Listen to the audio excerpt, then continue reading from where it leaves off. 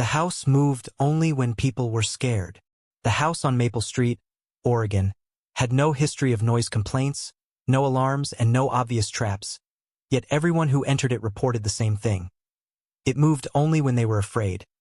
Doors locked when panic spiked, hallways stretched when heartbeats raced, and lights died not with switches, but with terror, until police assumed mass hysteria and closed the case after 3 unexplained deaths labeled accidents. But when forensic psychologist Dr. Elena Moore volunteered to stay overnight, she realized the house wasn't haunted, it was trained.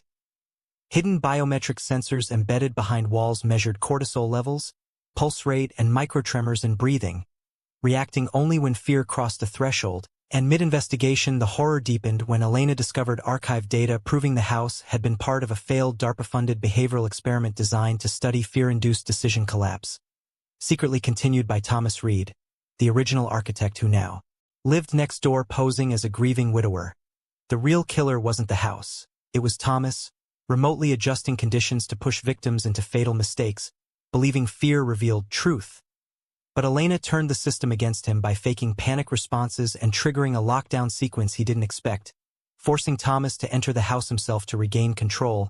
And in the final moments, as the system read his genuine terror for the first time, the house sealed, recorded everything, and broadcast the data to authorities, proving the most dangerous monsters don't hide in darkness or noise, but in fear itself, and the man who built the house to study terror became its last subject.